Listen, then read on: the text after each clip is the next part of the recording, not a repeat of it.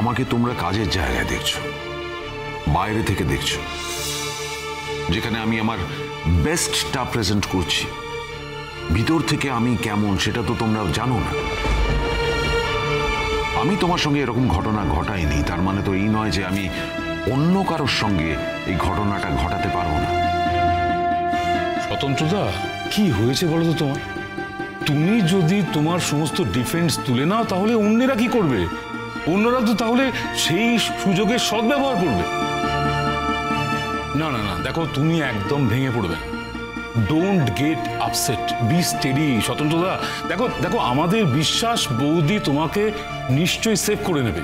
বৌদির থেকে তোমার শুভাকাঙ্ক্ষী এই পৃথিবীতে আর কেউ নেই। স্বতন্ত্রতা, তুমি কি ব্যাপারটা জানতে স্বতন্ত্রদা? কোন ব্যাপার? না, এরকম একটা মেল এসেছে বা কিছু, এগুলো কি তোমার জানা ছিল? না মানে আরো কোনোভাবে কি ওরা হ্যারাস করেছিল? প্লিজ ডোন্ট মাইন্ড, আমাদের খুলে বলো স্বতন্ত্রদা। হ্যাঁ, জানতাম। বৌদির সঙ্গে আপনার কথা হয়েছে নাকি? হয়েছে। বৌদি কি এটা সাপোর্ট করছেন? কমলিনী আমাকেই সাপোর্ট করছে। তাহলে আপনি বৌদিকে জানাচ্ছেন না কেন যে এরকম একটা মেল এসেছে কলেজে? দেখুন, আমি তো মেলটা বেশি দিন চেপে রাখতে পারবো না। আমি তো আপনাকে চেপে রাখতে বলছি না। না না, আমি তো সেটাই বলছি যে বৌদিকে তো আসতে হবে। আর স্যার, আপনি এরকমভাবে কথা বলছেন কেন? দেখুন, আপনি যে তেমন মানুষ নন সে কথা তো আমরা সকলেই জানি। আমরা এতগুলো বছর ধরে কাজ করছি আপনার সঙ্গে। এটাই তো দুঃখজনক সুলগ্না, আপনারা এত বছর ধরে আমার সঙ্গে কাজ করছেন। এতগুলো ছেলে মেয়ে এত বছর ধরে আমার সঙ্গে কাজ করেছে। এত স্টুডেন্টস, ছেলে মেয়ে নির্বিশেষে আমি বছরের পর বছর পড়িয়েছি।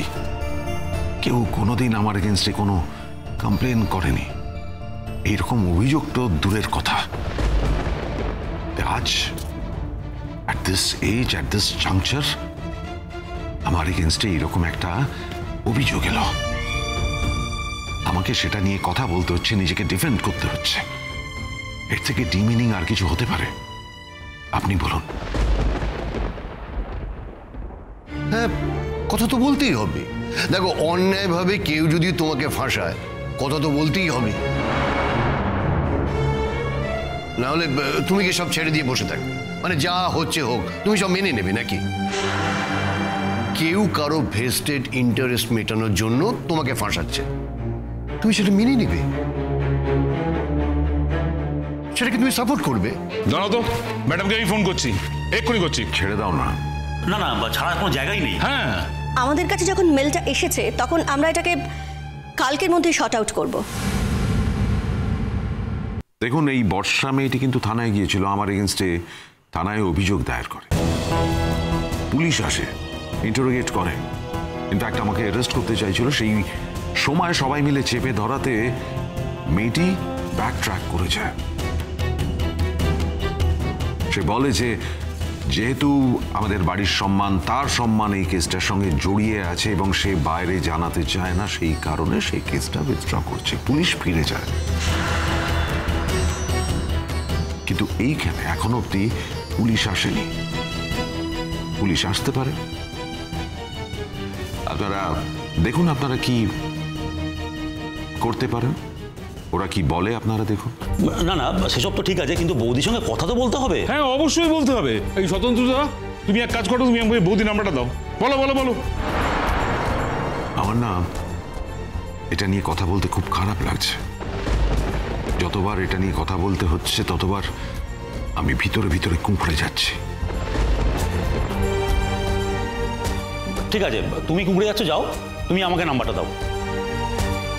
আরে দাও দাও দাও, দেখো বৌদির আলাদা নাম্বার আমার কাছে নেই, না হলে আমাকে আবার জোগাড় করতে হবে। তুমি দাও প্লিজ প্লিজ প্লিজ। বলো। পাঠাচ্ছি।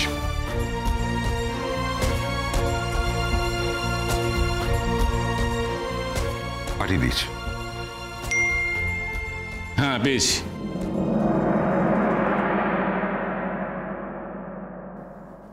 হ্যালো।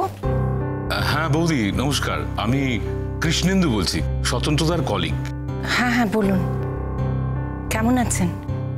ভালো থাকারই তো চেষ্টা করি বৌদি, তবে সব সময় ভালো থাকা তো নিজের আয়ত্তে থাকে না, এটা অনেক কিছুর উপরে ডিপেন্ড করে।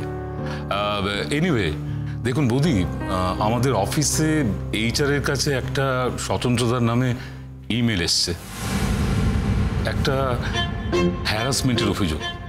দেখুন বৌদি, আপনি তো সবটাই জানেন, আপনাকে তো আর ডিটেলে কিছু বলবার দরকার নেই, তাই না?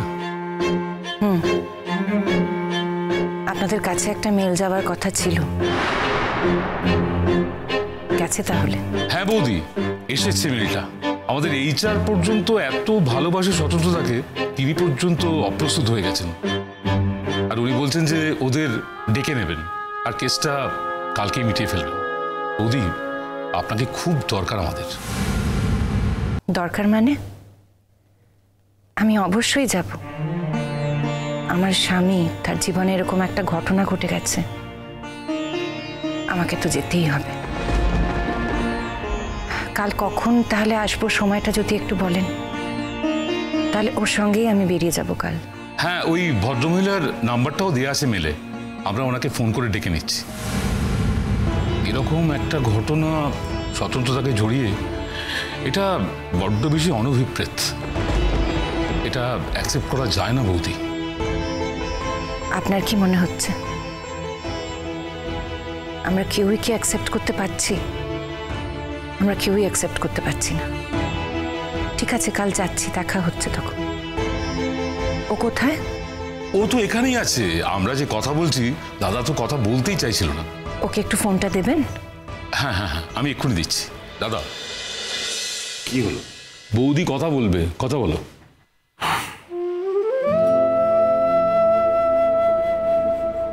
হ্যাঁ বলো। তুমি আমাকে জানাচ্ছিলে না কেন? আমি কি করে জানতাম? আমার কাছে তো তোমার ইনস্টিটিউটের কারোর নাম্বারও নেই। আমার তো জানাটা দরকার ছিল। আমার না এই ঘটনাটা নিয়ে কথা বলতে ভালো লাগছে না। ভালো কি আর আমাদের লাগছে?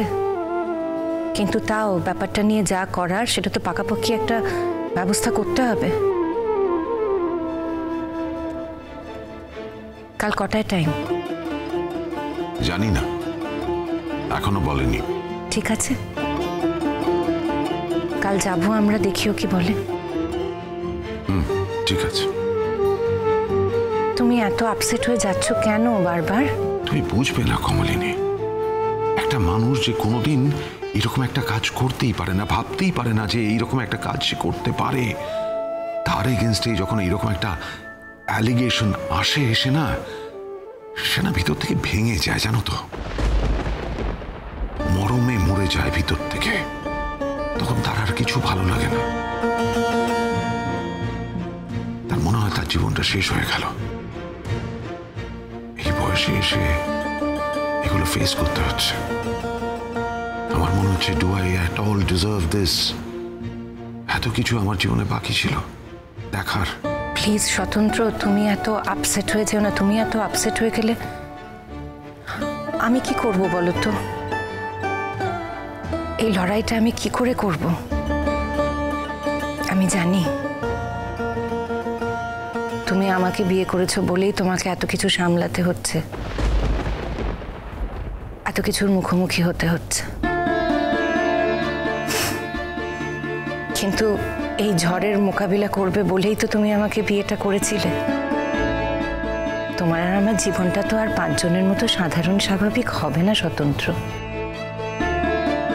কিন্তু দেখো, ঝড়ের বেগ যখন আসে, তখন আমরা দুজন যদি একসাথে সেটাকে ফেস করি, তাহলে তো আমরা একটু সহজে সেটার সঙ্গে মোকাবিলা করতে পারবো।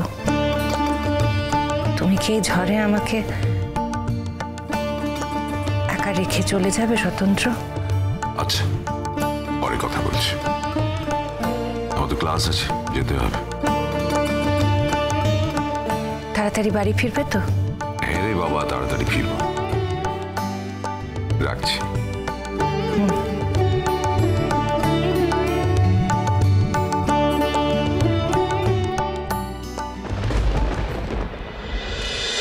চিরসখা হে